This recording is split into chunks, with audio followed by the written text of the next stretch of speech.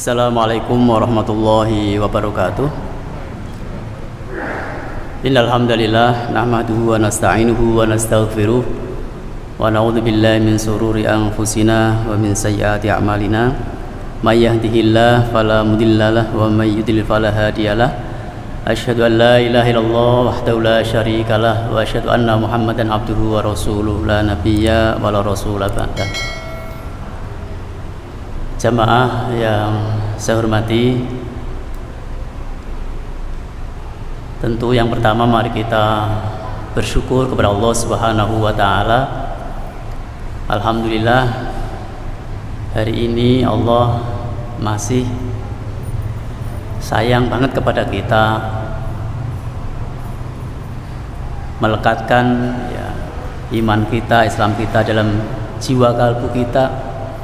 Itu adalah kenikmatan yang paling agung, ditambah lagi dengan kenikmatan mungkin Bapak Ibu menikmati pemberian Allah yang berupa seneng di dalam beribadah.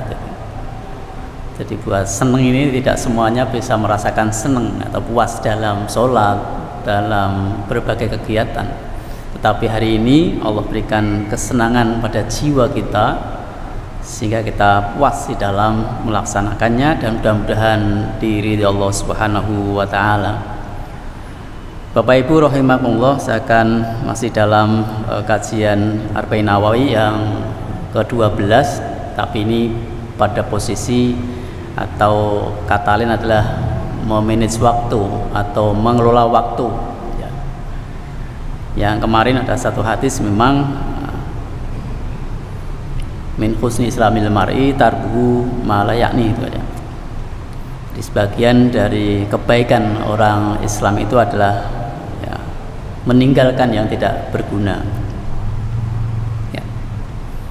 Mudah-mudahan dengan Allah berikan waktu kepada kita, kita betul-betul bisa memanage waktu yang Allah berikan 24 jam ini. Memang tidak mudah, apalagi sekarang ini era digital, era serba permisif, dan mudah sekali bagi kita mau apa saja bisa.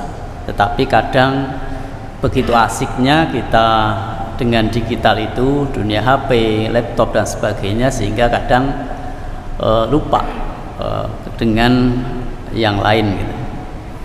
Itu sebisa mungkin mari kita coba lihat kembali ya. Ada redaksi yang hampir sama aja. Apa sih yang nanti bisa kita ambil faedahnya gitu. Jadi ada hadis lain dari riwayat Ahmad, ada inna min husni islamil mar'i qillatul kalam fi ma la ya'ni. Jadi sehingga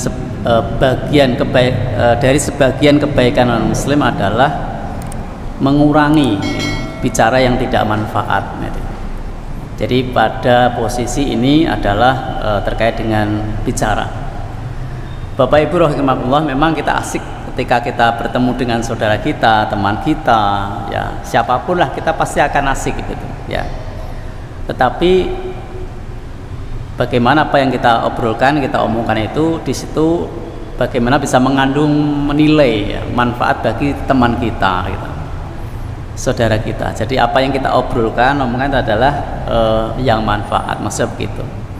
Nah, ketika tidak manfaat, contoh misalkan kenapa tidak manfaat, ada teman kita justru ghibah misalkan, ngerasani misalkan, nah itu ya segera kita tarik, sebisa mungkin kita alihkan pembicaraannya gitu, supaya ada nilai manfaat ya.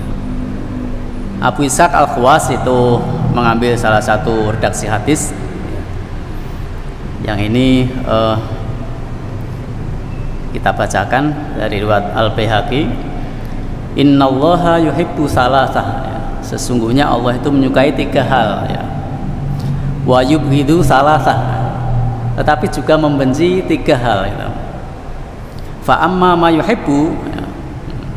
Maka adapun yang disukai Allah dari 3 hal itu adalah fakilatul akal. Akal di sini adalah dimaksud adalah, terjemahan kita adalah makan. Mereka sedikit makan gitu. Jadi ternyata Allah menyukai kepada hambanya yang ya sedikit makan itu ya cukup ya. Di dalam tubuh kita, perut kita tuh ada 3, ada makan, minum, dan udara gitu ya. Nah ini pilih yang sedikit, jangan sampai ya, kita tuh kan seringnya gini Pak, sedikit-sedikit makan gitu loh. Tidak sedikit makan tapi sedikit-sedikit makan ya gitu. Kemudian wakilatun naum, dan sedikit tidur lah. Ini mungkin saya sendiri ini belum bisa ini memanage sedikit tidur gitu ya, mungkin masih banyak tidur ya. Tapi Allah ternyata menyukai sedikit tidur, mungkin malam ada istirahat kemudian bisa bangun ya, bisa bangun kemudian kita kelola untuk bisa ya tahajud atau minimal sampai bisa witirnya lah. Kalau kadang capek dan sebagainya tidak bisa, tetapi bagi yang sudah terbiasa itu ya gelo gitu ketika tidak bangun malam. Kemudian karena terkait dengan memanage omongan tadi, di sini adalah wakilatul kalam ya, sedikit bicara. Tapi bukan berarti nanti kalau sedikit bicara itu sudah kalau begitu diam aja, tidak. Ternyata nanti ada perintah lain itu nanti di dalam satu ayat dari Allah Subhanahu wa taala, Ali Imran itu ya ada nanti 104 itu.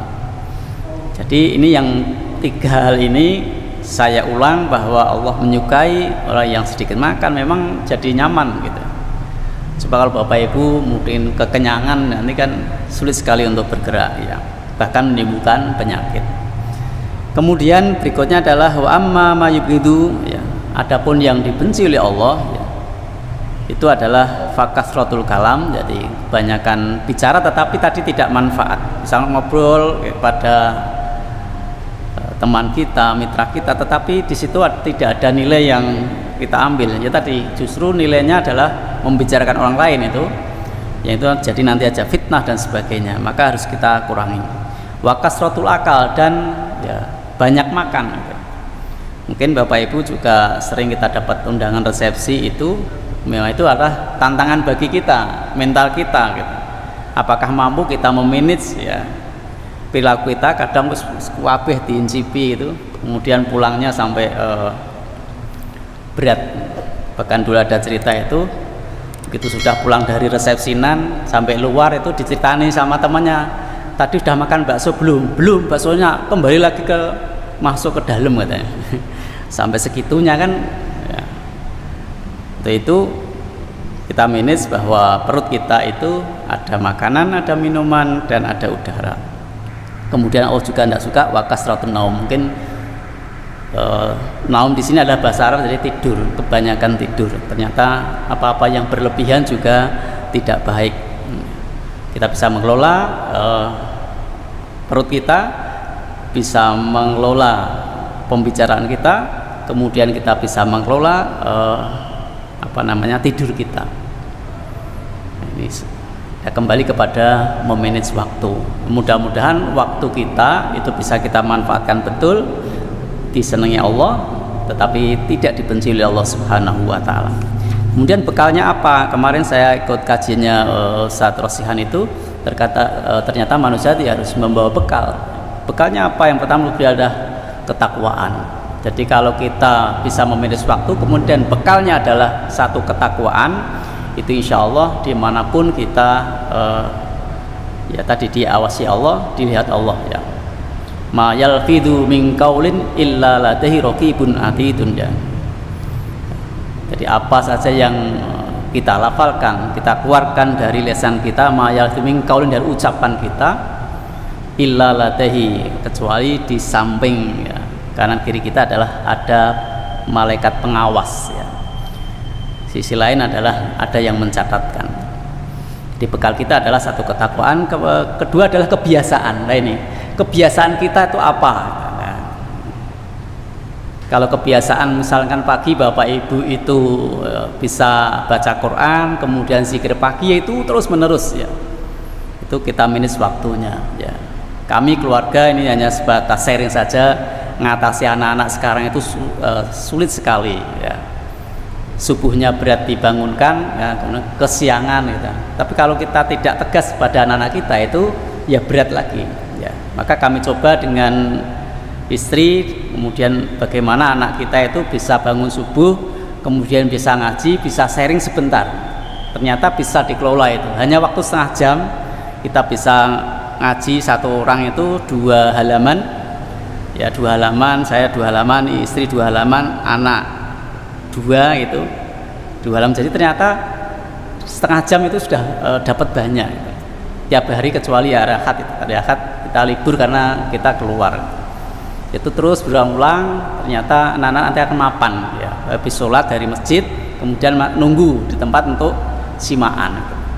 Yaitu baru mencoba aja, kami mencoba karena sulitnya sekali anak-anak muda itu dikelola ya. Karena tidurnya malam Pak, tidurnya jam 11 jam 12 itu kan repot itu, paginya susah sekali.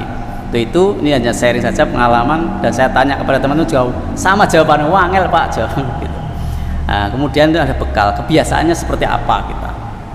Untuk itu yang berikutnya adalah ilmu. Tentu kita punya kajian-kajian, kemarin juga mendapatkan orang yang hanya beriman tanpa ilmu, artinya tidak digaringi dengan belajar, seringnya dihapusi gitu ya, dihapusi. Tapi sebaliknya juga orang yang tidak beriman tapi punya ilmu nggo ngapusi. Nah, itu ada iman, ilmu penting, kita belajar bagaimana ilmunya sholat dan sebagainya lah. Kemudian tidak kalah penting adalah bekal kita adalah syukur dan tidak mengeluh. Lah ini kemarin saya tawarkan kepada ibu-ibu itu, Pak, yang kedua itu sulit Pak, kon syukur tok tapi seringnya masih mengeluh. Sebenarnya syukur dan tidak mengeluh ya. Ya saya bilang wajar Bu ada mengeluh, tidak apa-apa, saling tidak terlalu banyak mengeluhnya. Bangun tidur ya bersyukur dulu, alhamdulillah, itu sambil senyum kayak gitu. Itu bekal kita Ibu ya. Kemudian sabar juga ini menjadi bekal kita. Nah, banyak kajian nanti tentang sabar di dalam Al-Qur'an, bahkan di sana disebutkan innallaha ma'as-sabirin, kan sesungguhnya Allah beserta orang yang sabar. Menjadi penting ya. Mungkin suatu saat kita kaji. Kemudian bekal kita juga sederhana ya. Ada yang mengatakan zuhud atau wira itu sederhana, itu menjadi penting juga, tidak berlebihan. Kemudian terakhir bekal kita menurut beliau juga tawakal. Jadi ternyata tawakal menjadi penting untuk bekal kita di dalam menjalankan kehidupan ini. Saya kira itu bagaimana sekali lagi memanage waktu agar waktu yang Allah berikan kepada kita itu betul-betul manfaat, dan besok ketika di hadapan Allah itu kita bisa mendapatkan catatan-catatan yang baik. Tetapi apabila ada catatan yang buruk, mudah-mudahan Allah memberikan ampunan, dan kita selalu mohon ampun kepada Allah Subhanahu wa taala. Mudah-mudahan Allah menerima amal kita yang kita lakukan, itu diridhoi. Kemudian apabila ada sesuatu hal yang memang salah, kita tempat salah dan dosa, Allah memberikan ampunan kepada kita. Saya kira itu, terima kasih atas perhatiannya, dikurang mohon maaf. Subhanakallahumma wa bihamdika asyhadu an la ilaha illa anta astaghfiruka wa atubu ilaik. Wassalamualaikum warahmatullahi wabarakatuh.